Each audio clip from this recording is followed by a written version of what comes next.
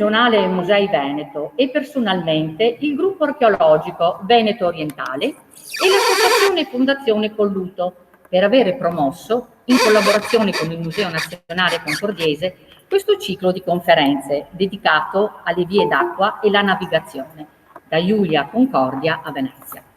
Continua così, teniamo a sottolinearlo, una lunga cooperazione attentamente coltivata dalla nostra amata collega Anna Maria Lares.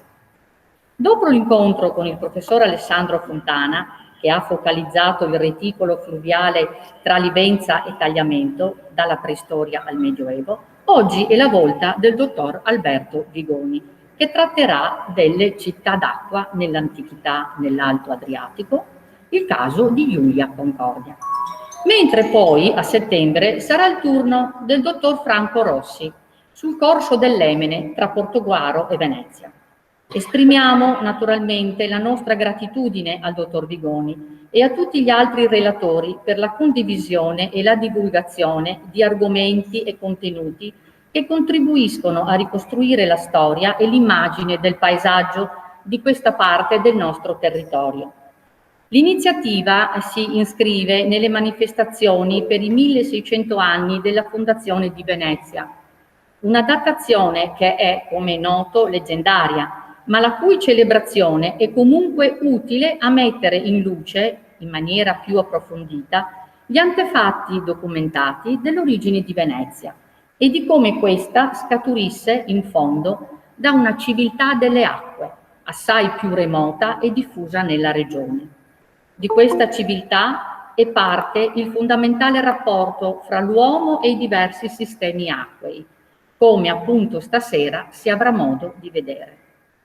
Il tema implica di per sé l'identità di mobilità, di fecondità per il rapporto con l'acqua e pertanto ci sembra particolarmente adeguato per segnare l'inizio graduale e prudente di una tanta ricercata ripresa. Benvenuti a tutti quanti da parte del dottor Daniele Ferrara. Adesso lascio brevemente la parola alla dottoressa Maria Cristina Vallicelli, che anche lei vuole dire due parole. E poi buona visione e ascolto soprattutto a tutti. Benvenuti a tutti e ben ritrovati. Devo dire davvero un gran piacere potersi di nuovo ritrovare in presenza, potersi guardare in faccia direttamente ed è un segnale di ripresa e di speranza per il futuro. Trovarsi insieme così però accentua anche la mancanza, l'assenza di chi purtroppo oggi non è più con noi. È stata ricordata anche dalle parole del dottor Ferrara, ma ci tenevo, vista la mia presenza qui oggi, a ricordarla personalmente. È ovviamente Anna Maria Larese, l'ultimo direttore del Museo Nazionale Concordiese, che l'anno scorso, il 1° maggio, quindi poco più di un anno fa, è mancata prematuramente. Ed è proprio qui che voglio ricordarla, perché lei ha sempre avuto per questo museo e per il personale che lavora qui un affetto particolare. Lei ci teneva tantissimo a questo museo, che è forse un museo minore, forse un museo periferico, ma un posto dove chi ha lavorato si è sempre trovato a casa, e lo posso dire anche personalmente, ricordando il breve anno, poco meno, che ho passato qui sostituendo uno dei direttori. È un posto dove si lavora bene, dove c'è molta collaborazione, dove ci si sente sempre accolti proprio come in una casa, proprio come in una famiglia. E questo era anche il pensiero di Anna, che non ha mai voluto rinunciare alla direzione del Museo di Portogruaro, nonostante i molti altri impegni, perché era direttore del Museo Archeologico Nazionale di Venezia, del Museo del Mare di Caorle e del Lazzaretto Nuovo, ed era tra l'altro impegnata in progetti di riallestimento e di valorizzazione tanto del Museo di Venezia quanto del Lazzaretto Nuovo. Eppure questo museo era nel suo cuore, e quindi volevo ricordarla qui insieme a voi, a tutti quanti l'hanno conosciuta, per la persona forse un po' schiva che era, ma sempre disponibile, sempre rispettosa e attenta agli altri. Con lei è mancata non solo una collega per me, ma anche un punto di riferimento nel territorio concordiese. Io sono arrivata qui come funzionario archeologo alla fine del 2018. Con Anna ci eravamo detti che sarebbe stato l'inizio sicuramente di una bella collaborazione. Pensavamo di avere davanti tanto tempo e che saremmo riusciti a organizzare tante cose. Purtroppo così non è stato, perché il tempo in realtà si è rivelato ben inferiore a quello che avevamo pensato, ma trovavo doveroso e necessario ricordarla tutte insieme e mandarle un saluto. Grazie a tutti e buon proseguimento.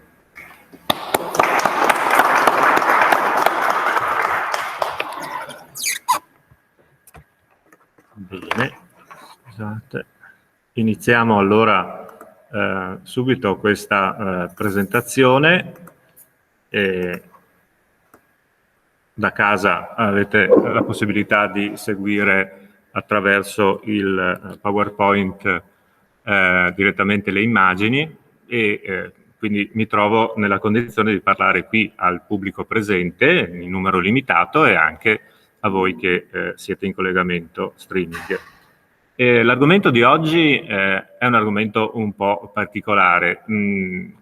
Sono emozionato anch'io un po' quando la dottoressa Varicelli ha ricordato la dottoressa Larese, perché ricordavo che 2 anni fa, più o meno in questo periodo, presentavamo proprio in queste circostanze, in un pomeriggio simile a questo, il volume su Stringhetta, che tanto aveva fatto la dottoressa Larese perché venisse presentato proprio qui in museo. Ecco, mi ha fatto un po' impressione questo ricordo, e adesso ci ritroviamo dopo tanto tempo e dopo tanti eventi di nuovo qui, per fortuna, insieme a parlare di un argomento, sempre di un argomento concordiese, che sono quelli che in questa manifestazione vengono a inserirsi nell'argomento più ampio, che è quello della nascita di Venezia, che è la nostra città di riferimento in un certo senso. E oggi, dopo l'intervento del dottor Alessandro Fontana, avanzeremo cronologicamente per fare alcune considerazioni sul fenomeno antropico in relazione al dato fisiografico.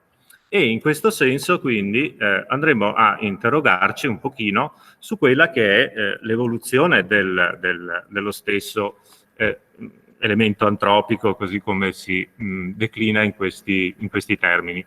E avevo iniziato appunto la conferenza facendo riferimento in realtà a che cosa si intende per città d'acqua, no? Di questo parleremo stasera. La categoria di città d'acqua in realtà non è una categoria urbanistica precisa o che potremmo definire in termini, diciamo così, architettonico-urbanistici. È più, diciamo, in un certo senso una suggestione. Una suggestione che Alessandro Fontana ci ha dimostrato la volta scorsa essere in realtà molto ben ancorata a quella che è la realtà del territorio. Ma resta, diciamo così, come definizione generale, una suggestione. Allora, volevo partire proprio da una suggestione legata a questo termine città d'acqua, per collegarci anche al generale tema che è poi la nascita di Venezia, che stiamo celebrando con questa iniziativa del Polo Museale, facendo riferimento proprio, aprirò e chiuderò l'intervento proprio con una citazione, diciamo così, che sottolinea l'aspetto, diciamo così, più suggestivo di questa definizione di città d'acqua. E il primo riferimento era alla città di Isaura, che è una delle città di Calvino, delle città invisibili di Calvino, che in realtà è una non città in un certo senso. Ecco, qui c'è un'immagine dove viene anche rappresentata una reinterpretazione della città di Isaura. Che cos'è la città di Isaura? Vi leggo solo un passo brevissimo. Isaura, città dai 1000 pozzi, si presume sorga sopra un profondo lago sotterraneo. Dappertutto, dove gli abitanti, scavando nella terra lunghi buchi verticali, sono riusciti a tirar su dell'acqua. Fin là e non oltre si è estesa la città.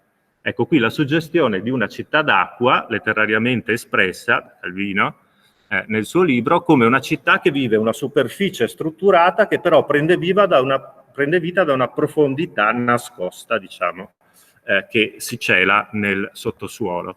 E in fondo è questo poi alla fine che concilia l'idea suggestiva di città d'acqua con quello che invece è la pratica, perché poi il concetto è ben preciso. E il concetto si precisa soprattutto in questo, che è appunto Venezia. Venezia è la città d'acqua per eccellenza. Lì non c'è un lago oscuro sotto che la vivifica, in realtà l'acqua si vede, è un'acqua di laguna poi tra l'altro, ma è lì che un po' si concretizza anche l'immagine della città invisibile di Calvino. Perché? Perché la sovrastruttura nell'acqua ha creato la città che sta quasi, in un certo senso, sospesa in un'acqua. Venezia è quindi un modello, è stato un modello unico nel suo genere perché irripetibile in un certo senso, ma che poi è riuscita a proporsi come modello per quello che poi è diventato nella storia di Venezia, lo stato da mare, lo stato da terra, cioè appunto l'espansione di Venezia nel territorio e nell'elemento acqueo. Quindi adesso partiremo un pochino da questo concetto di città ideale, ma anche di città pratica, perché Venezia ci ha dimostrato di essere tale, per andare a capire da dove trae, diciamo così, fondamento l'idea di una città d'acqua. E allora adesso andremo sul concreto, non più sul suggestivo. E allora dobbiamo rifarci, per esempio, a quella che è la rappresentazione della città in un'unica fonte che abbiamo, che è quella della tabula peutingeriana. Qualcuno di voi la ricorderà, qui in questo momento è proiettata. La tabula peutingeriana è quel documento, quell'itinerario, pictum, che è che cosa? Che è la rappresentazione di come gli antichi, è una copia medievale in realtà, però di una pianta più antica, di come vedevano, diciamo così, gli antichi la geografia in un certo senso. E qui che cosa succede in questa pianta? In questa pianta vengono messi in evidenza, è un itinerarium, quindi diciamo così un elemento pratico, vengono messi in evidenza da una parte le città e le strade, dall'altra le montagne e i fiumi e i mari, l'acqua quindi. Le montagne e l'acqua, dati fisiografici, dall'altra invece strade e città vere e proprie, che sono poi invece gli elementi antropici.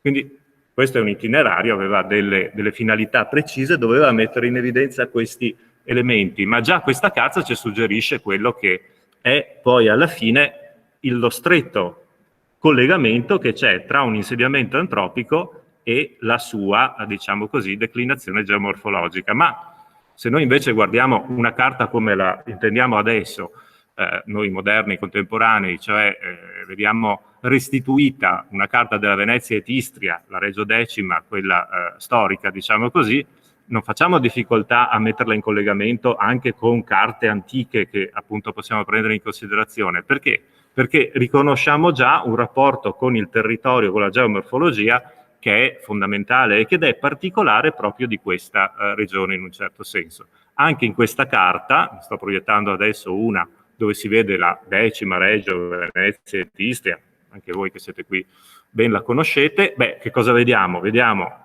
le strade per il Veneto soprattutto, la via Postumia, la via Annia, la via Claudia Augusta, e poi vediamo i fiumi, ovviamente, le città, e vediamo che si forma, diciamo così, una diffusione della frequentazione antropica che in qualche maniera è funzionale alla fisiografia. Perché? Perché poi compaiono i fiumi e poi soprattutto compare la costa.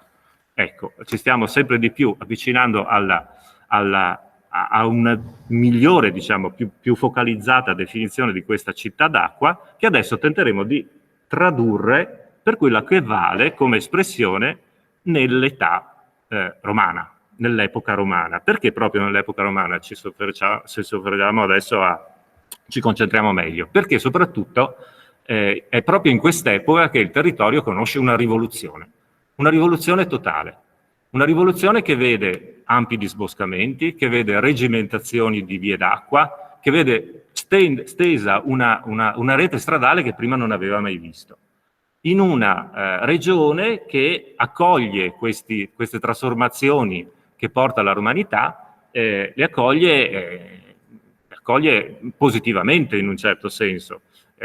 I veneti sono fedeli, fra virgolette, a Roma già dai tempi delle guerre annibaliche, per dire, sono uno dei pochi popoli che non si schiera con Annibale contro Roma, nel senso che recepiscono il modello antropico romano abbastanza precocemente e molto facilmente, in un certo senso.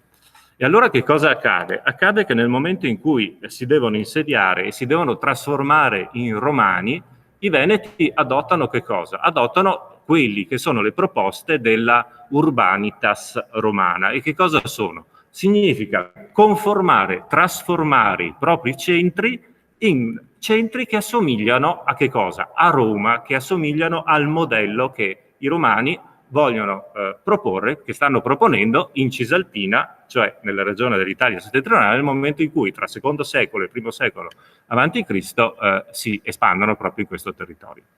E quindi che cosa succede? Il modello della città, che attenzione si sta trasformando in una città d'acqua, non ne stiamo ancora parlando, qual è? Quello di avere, siamo romani, abbiamo delle cariche di magistratura che assomigliano a quelle dei romani, ma soprattutto abbiamo un foro, abbiamo un capitolium, abbiamo una basilica, abbiamo cioè quelle forme architettoniche che traducono poi quella che è la vita politica del centro romano. Quindi da una parte mi adeguo, per esempio mostro, altrimenti, ecco, con le slide, ecco, abbiamo che cosa? Abbiamo, qui c'è, proietto la slide della ricostruzione di uno dei tanti fora romani, potevo prenderne altri, ma è particolarmente suggestiva questa di Brescia, dove si vede il Capitolium addossato al colle bresciano, la grande piazza del foro e in fondo la basilica, per dire, ecco. Divento romano adottando un pochino queste tipologie monumentali che poi si traducono non solo nel foro, ma nel teatro, sappiamo, in altre tipologie. Ma in modo particolare nel Veneto c'è qualcosa in più, nelle Venezie, chiamiamo così. Nelle Venezie, come pure in tutte le altre realtà specifiche. Perché?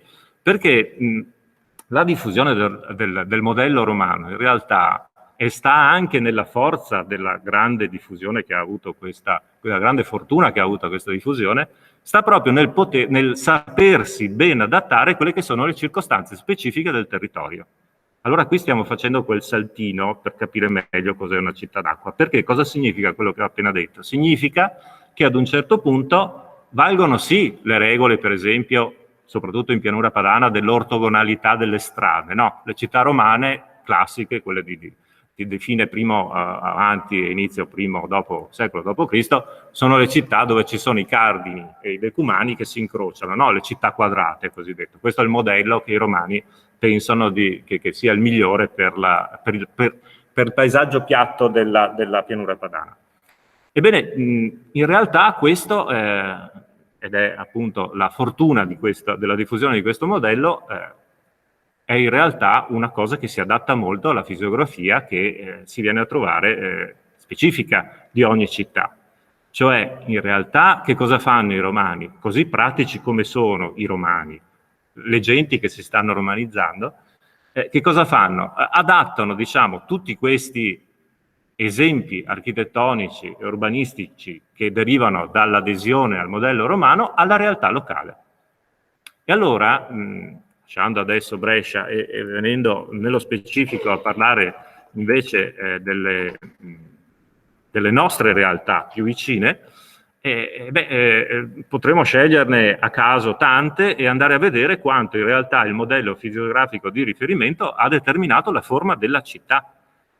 Pur quindi nell'adesione di un modello romano di riferimento, cioè uno schema che debba prevedere delle strade lastricate, delle tipologie monumentali precise, poi c'è un adattamento di questa pianta, diciamo, della forma urbana a quella che è la realtà locale. Lo vediamo per esempio nel caso, adesso ne ho prese proprio a caso, ho preso una grande città come Padova, che si struttura in questa ansa e questa controansa del Medoacus e che quindi va a determinare, diciamo, degli spazi urbani precisi all'interno dei quali si distribuiscono poi le forme urbanistiche di riferimento. Quindi ecco, Padova come un esempio, diciamo, in cui si adatta il modello a che cosa? All'ansa del Medoacus che offre, diciamo, qui si vede bene, un un preciso diciamo, indirizzo di insediamento.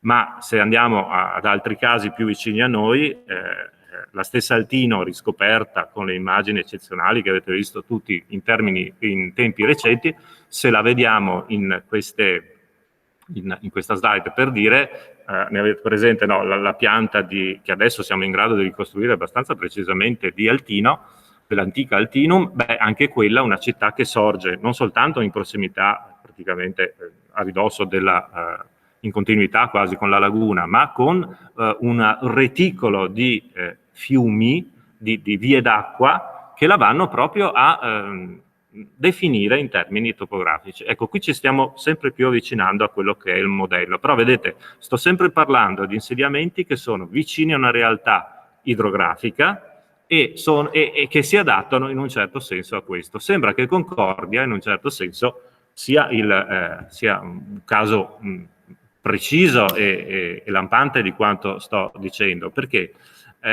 Perché vale ancora di più in questo territorio così particolare dal punto di vista dell'evoluzione geomorfologica, come ci ha spiegato per l'ennesima volta, la volta scorsa, il dottor Fontana.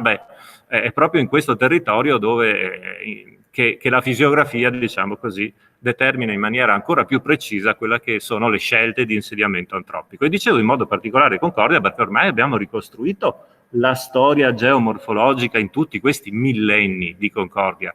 Guardate che questa cosa non si conosceva fino a una ventina d'anni fa.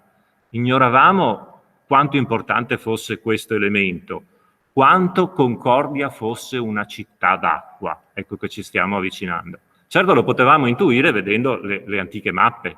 Le antiche mappe non necessariamente quelle che non abbiamo più, cioè quelle romane, diciamo, a parte appunto quelle relative agli itinerari, ma anche guardando quella del 1527 dal Cortivo, quella di von Zach, che ricorderete tutti, no? La carta di questi territori conservata a Vienna, o anche quella della carta coreografica provinciale del 1876. Non ha importanza tanto la data, volevo quanto più dimostrare. Avete presente la pianta di von Zach?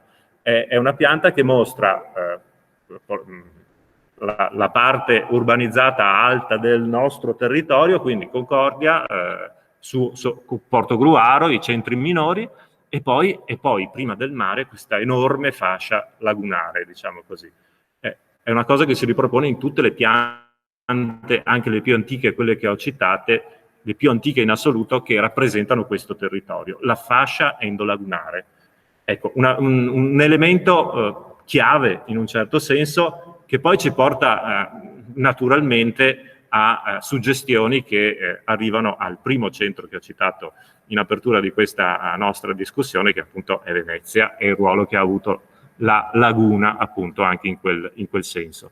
Quindi abbiamo già tutti gli elementi, diciamo, da mettere insieme e che ci permettono di considerare il caso concordiese nello specifico.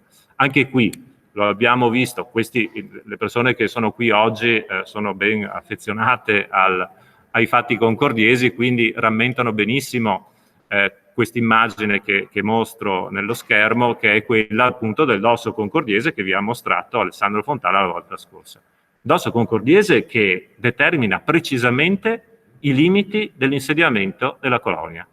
Cioè la colonia fatta così come ce la immaginiamo, no? Come ben la conoscete, ne vedremo dopo di nuovo per l'ennesima volta la pianta, era stremata verso settentrione. Perché? Perché rastremato era il dosso su cui la stessa pianta viene disegnata.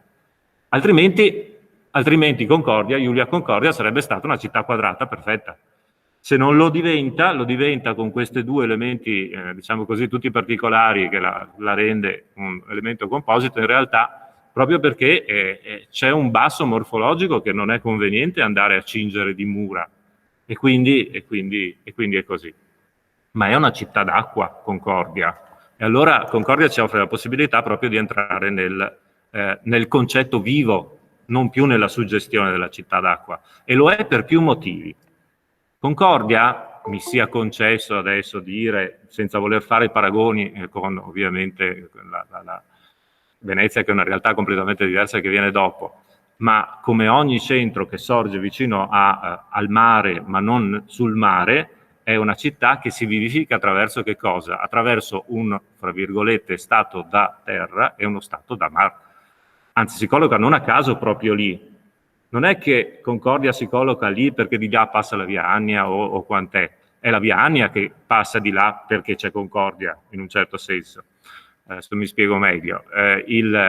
Che cos'è questo riferimento che è Concordia? Concordia non si può intendere se non si lega alla propria centuriazione, che la lega al territorio solido, terraneo, e poi a quella che è invece la sua realtà lagunare barra marittima, che è il futuro porto di Caorle, il porto di Quenzie e quant'altro. Tra l'altro, se vogliamo, è commista questa suggestione perché poi c'è una centuriazione, io ho tanti storici e membri del Gravo che hanno contribuito in maniera determinante a questa scoperta, traccia della centuriazione anche nella parte, diciamo così, compresa, vicina, prossima alla laguna, quindi una centuriazione meridionale di Concordia, che in un certo senso prende territorio anche in queste zone dove la palude la fa da padrona, e quindi dove c'è il solido e c'è il liquido in un certo senso. Quindi una Concordia che vive, e allora già capite, no? Potremmo anche non conoscere la topografia di Concordia e poi grazie a questa la definiremo esattamente una città d'acqua, ma potremmo anche non farlo già con queste considerazioni. Una città che si colloca in prossimità delle lagune, che erano vicinissime, non come adesso, dopo la bonifica che le abbiamo allontanata l'acqua della laguna, era proprio prossima a Concordia e quindi in diretto collegamento con quello che poi, dopo Caorle, era il mare. E però questa cosa, qui vediamo anche l'area di Bato che in un certo senso lega la realtà del porto concordiese a quello che era. Ma poi se la vediamo anche, perché noi della topografia di Concordia conosciamo molto, di questa topografia sappiamo che l'elemento acqua, la via d'acqua, era determinante. Era determinante non solo per il fatto che il Dosso era circondato dall'acqua, ma l'acqua lo attraversava anche in un certo senso. Vi ricordate? Il famoso decumano acqueo, così con fantasia viene definito, ma è una realtà, un porto canale che esisteva e che determinava la pianta concordiese mettendo in collegamento, diciamo così, le due parti del Dosso e attraversando a metà lo stesso. È un elemento importante però nella topografia della città, anzi direi che è determinante da un certo punto di vista, perché ci sono due particolari luoghi. Adesso qui sto proiettando la mappa, la planimetria di Stringhetta e quella di Bonn che poi si somigliano perché l'una deriva la seconda deriva dalla prima, dove l'elemento acqueo, questo che si vede nella parte bassa della pianta, viene molto ben messo in evidenza. E dicevo, proprio in questa parte della città ci sono due elementi che caratterizzano fuori di ogni dubbio la città di Concordia come una città d'acqua. Uno, appunto, il porto canale. Cosa vuol dire un porto canale? Vuol dire avere all'interno della città un luogo dove piccole imbarcazioni possono assicurare il collegamento dei commerci con l'esterno alla città, diciamo in un certo senso, quindi per via endolagunare con la costa. Il secondo è un vero e proprio porto invece fluviale che esiste immediatamente fuori le mura urbane. Uno dunque lungo il canale Decumano, chiamiamolo così, il canale Decumano, che è una platea con una gradinata a fianco che assicurava la possibilità di scendere fino al pelo d'acqua per poter permettere alle imbarcazioni appunto di caricare e scaricare le proprie merci. Lo abbiamo visto, non lo abbiamo scavato, è lì comunque, è lì a Concordia, non lo tocca nessuno, e però non l'abbiamo scavato. Lo scavarono nell'Ottocento, scavando una parte di canale, tirando fuori tutte quelle cose che adesso abbiamo un po' qui, un po' in deposito, cioè tutti quegli oggetti che erano finiti dentro il canale stesso. Però lo abbiamo anche nelle piante. Nelle piante si vede, perché erano precisi allora, si vede che c'è una gradinata e si vede anche che ad un certo punto è interrotta, ci sono degli scalini che scendono, insomma la pianta ci restituisce quello che non abbiamo ancora scavato, quello che comunque c'era, e ci mostra questo elemento interno del porto.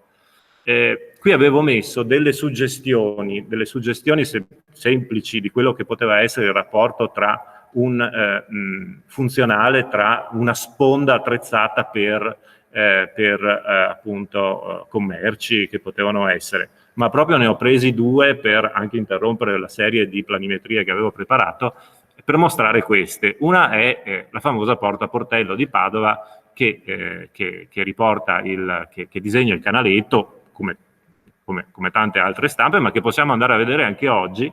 Porta Portello a Padova, una delle porte diciamo più importanti del settore orientale della città, dove c'è insieme alla porta sul canale una grande e strutturata scalinata che arriva al pelo d'acqua, che sembra proprio quella di Concordia, tra l'altro dal punto di vista morfologico, diciamo così.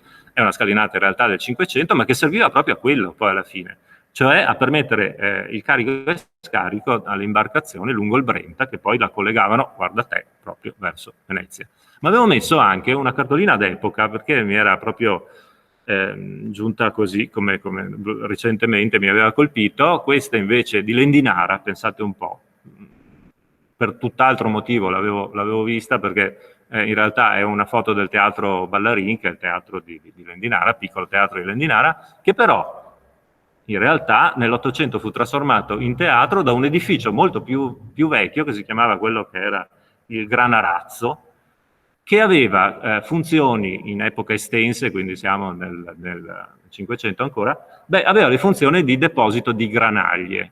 E perché l'avevano costruito proprio lì? L'avevano costruito lì perché lì c'era, anche lì in quel caso, il corso d'acqua, ed era il corso d'acqua verso il quale anche attualmente, se andate davanti alla piazzetta del teatro, trovate una gradinata che scende, diciamo così, direttamente al fiume. Voglio dire, se ne trovano quante ne volete di questi casi, ma è proprio esattamente quello che doveva essere ai tempi del teatro, dell'assetto urbanistico dell'antica Iulia Concordia, insomma quello che potevamo vedere se fossimo stati lì. Il secondo elemento che la definisce come città d'acqua, vi dicevo, è il porto esterno. Si trova nel settore sud-orientale della città, però in questo caso il settore sud-orientale della città non ci mostra dal punto di vista archeologico alcunché, perché non è stato indagato, però le piante parlano per questo. Insomma, un po' col porto canale, un po' con il porto effettivo fuori mura, la città di Concordia era collegata direttamente con il suo porto. Però l'abbiamo già vista che dal punto di vista geomorfologico è caratterizzata, diciamo così, già nella sua forma dalla definizione del dosso. Poi abbiamo visto che gli stessi elementi che la caratterizzano dal punto di vista urbanistico sono che cosa? Sono le vie d'acqua, di fatto. E quindi la nostra città d'acqua, abbiamo aperto, no, in termini ideali, come poteva essere quella che potevamo immaginare, in realtà ha anche una traduzione, diciamo così, pratica, che è quella che ci viene dalle conoscenze urbanistiche che abbiamo della città.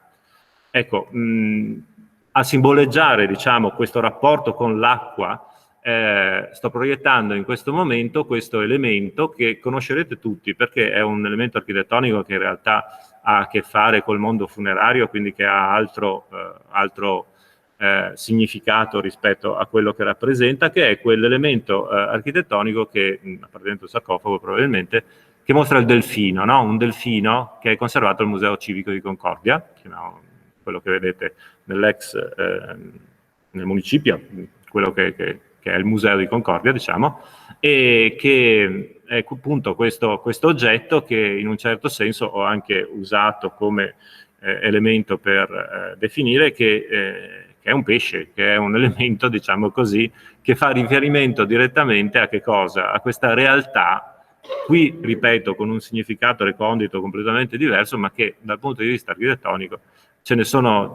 rimanda a questa realtà d'acqua. Anche qui siamo circondati, qui nel nostro museo, da altre raffigurazioni di delfini, tutti a livello funerario, reinterpretati a livello funerario, ma che in fondo poi mandano anche, se vogliamo piegarli alle nostre esigenze, anche a questa realtà. Città d'acqua, dunque, adesso l'abbiamo capita che cosa intendiamo quando parliamo di questa definizione, ma poi vedete che c'è un continuum, non è legata, noi l'abbiamo adesso tradotta nei termini archeologici riferita a Iulia Concordia, ma in realtà la potremmo poi tradurre per quello che poi diventa la stessa Venezia, che nasce perché nasce sulla scorta proprio di questa expertise, di questa tradizione, diciamo così, di trasformazione dell'elemento e di capacità di adattare le esigenze antropiche all'elemento che è presente. Venezia forse rappresenta il vertice di questa adattabilità in un certo senso, ma anche noi nel nostro piccolo poi che cosa succede? Qual è l'erede di Concordia? L'erede di Concordia è Portogruaro, qui dove ci troviamo oggi, e anche Portogruaro è una città d'acqua, anche